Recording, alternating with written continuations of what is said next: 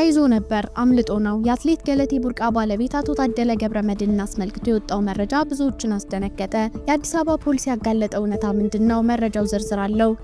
ልጄን ለሁለተኛ ጊዜ ነው የገደሏት ያሉት የሟች ቀነኒ አባት አቶ አዱኛ ዋቆ የድምፃዊ አንዱዓለም ጎሳን መፈታት አስመልክቶ የኢትዮጵያ ሕዝብ ከጎናቸው እንዲቆም ከፍተኛ ጥሪ አድርገዋል። ዝርዝሩን ይዘናል። የልጄን ደም እንድታወጡልኝ የኢትዮጵያ ሕዝብ። በአዲስ አበባ በቀጣይ የሚፈርሰው ሰፈር ታወቀ። አካባቢው በፖሊስ ተከቦ ቦታው በቆርቆሮ ታጠረ። በሺዎች የሚቆጠሩ ሰዎችም የድረሱልኝ ጩኸታቸውን እያሰሙ ነው። የኢህአዴግን ዘመን ናፋቂ ሆኖ የታዩት ዶክተር ደሳለኝ ጫኔ ዜጋዬን ለሚያጠፋ ሰራዊት በጀት ሲበጀትለት በማጨብጨብ በጀቱን አላጸድቅም በማለት ከፍተኛ ሙግት የታየበት የምክር ቤት ፍጥጫ። ይህም የዝርዝር ዜናችን አንዱ አካል ነው። ከውጭ ዜና በካሊፎርኒያ ሎስ አንጀለስ ከተማ የሰዓት እላፊ አዋጅ ታወጀ። የዶናልድ ትራምፕ አስተዳደር ስደተኞችን ለመቆጣጠር በሚል የጀመረው ዘመቻ ተቃውሞውን የከፋ አድርጎታል። ለመቆጣጠርም አደገኛ ሆኗል። ሰላም ውድ ቤተሰቦች እንደምን አላችሁ? ይህ ዜና ላፍታ ነው። ሰብስክራይብ እና ላይክ በማድረግ ቪዲዮን ይጀምሩ እያልን ወደ ዝርዝር ዜናዎቹ እንለፍ። አልተያዘም፣ በፖሊስ ቁጥጥር ስር አይደለም። የአዲስ አበባ ፖሊስ አትሌት ገለቴ ቡርቃ 10 ቤቶችና 4 ተሽከርካሪዎች በቀድሞ ባለቤቷ እንደተሸጡ በመግለጽ ሰሞኑን ፍትህ ስትጠይቅ ታስተውላለች። አትሌቷ በገጠማት ጉዳይ ፍትህ እንዲሰጣት የኢትዮጵያ አትሌቲክስ ፌዴሬሽን ትናንት መግለጫ መስጠቱ ይታወሳል። የአትሌቷ ጉዳይም ብዙዎችን በማስቆጣት ፍትህ ለገለቴ የሚል አስተያየት በማስተጋባት በማህበራዊ ሚዲያው በሰፊው እየተሰራጨ ይገኛል። ይህ በእንዲህ ያለ ከትናንት ምሽት ጀምሮ የአትሌት ገለቴ ቡርቃ ባለቤት አቶ ታደለ ገብረመድህን በአዲስ አበባ ፖሊስ ቁጥጥር ስር ዋለ የሚሉ መረጃዎች በማህበራዊ ሚዲያ በሰፊው ተሰራጭተዋል። የአትሌት ገለቴ ቡርቃ ባለቤት በፖሊስ ተይዟልን? ሚዲያችን የአትሌት ገለቴ ቡርቃ ባለቤት በፖሊስ ቁጥጥር ስር ውሏል መባሉ እውነት ነው ሲል የአዲስ አበባ ፖሊስ ኮሚሽንን ጠይቋል። የኮሚሽኑ የህዝብ ግንኙነት ዳይሬክተር ኮማንደር ማርቆስ ታደሰ ብዙ ሰው ያወራል፣ መቼ ተያዘ? የለም እኮ ፖሊስ ጋር የለም እኛ ጋም የለም የሚል አጭር ምላሽ ሰጥተዋል። ግለሰቡ እንዳልተያዘና የሐሰት መረጃ እንደሆነ የገለጹት ኮማንደር ማርቆስ አልተያዘም፣ በፖሊስ ቁጥጥር ስር አይደለም ሲሉ ተናግረዋል። ሆኖም ግን ከፍተኛ ቁጥር ተከታይ ያላቸው ሚዲያዎች ባለቤቷ በቁጥጥር ስር እንደዋለ ፎቶ ጭምር በማስደገፍ ሲያሳዩ ታይተዋል። የኛም ሚዲያ ባደረገው ጥረት የሚዘዋወረው መረጃ 100% ሐሰተኛ መሆኑን ለማወቅ ችሏል።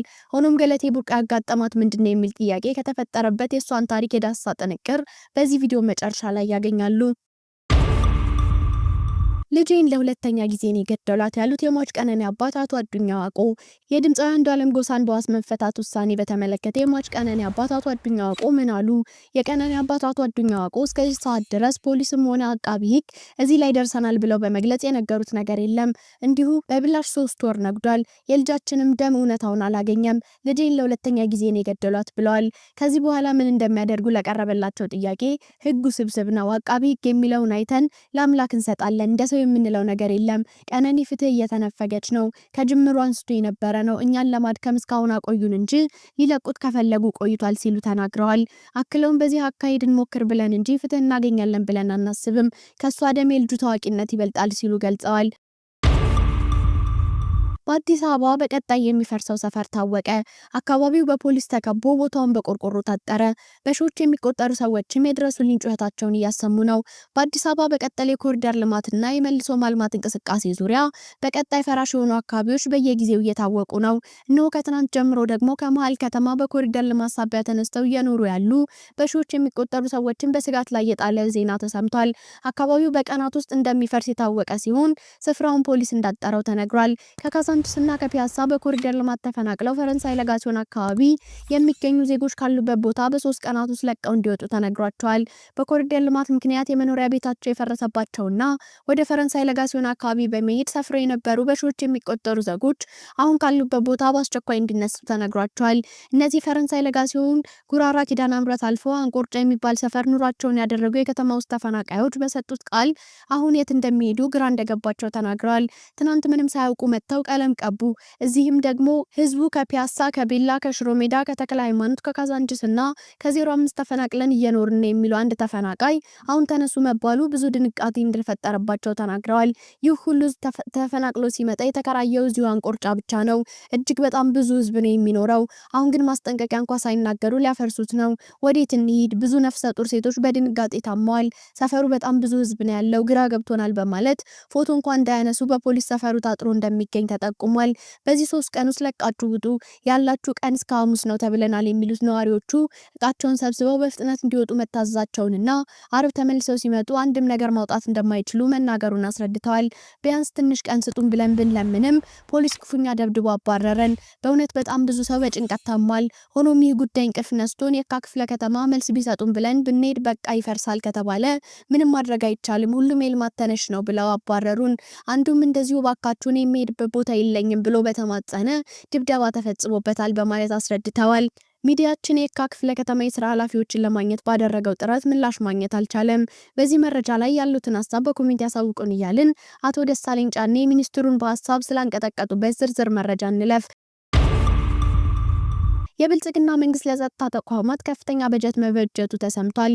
ፓርላማው በ2018 በጀት ዓመት ውይይት ሲያደርግ ከፍተኛ ክርክር የተደረገበት በጸጥታ ተቋማት የበጀት መጠን ላይ ሲሆን የፓርላማ አባል የሆኑት ዶክተር ደሳለኝ ጫኔ በጸጥታ ዘርፍ ለመከላከያ፣ ለፌዴራል ፖሊስና ደህንነት የመደብናቸው ደሞዞች በ100 ቢሊዮን የሚቆጠሩ ናቸው በማለት ተከራክረዋል። አቶ አህመድ ሽዴ ደግሞ ከዚህ በተቃራኒ እንዲያውም ያንሳል በማለት ምላሽ ሰጥተዋል።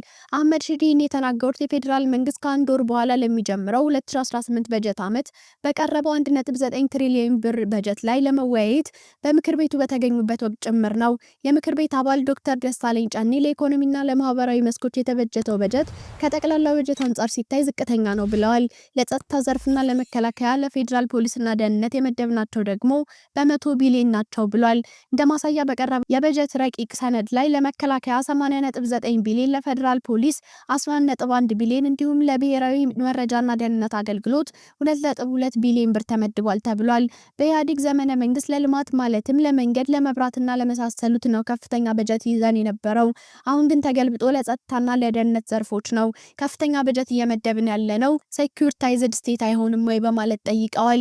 ሌላኛው የብልጽግና ፓርቲ አባልና የምክር ቤት አባል አቶ ዱቤ ጅሎ በበኩላቸው የአጠቃላይ የጸጥታ ዘርፍ ደሞዝ አለመጠቀሱን ተናግረው በተለይ ለመከላከያና ለፌዴራል ፖሊስ እየተሰራ ያለው ስራ መልካም ስለሆነ በገንዘብ አለም በደሞዝ እነሱን መደገፍ አለባቸው ማለት ከዶክተር ደሳለኝ በተቃራኒ ድጋፍ ሲያደርጉ ተደምጠዋል።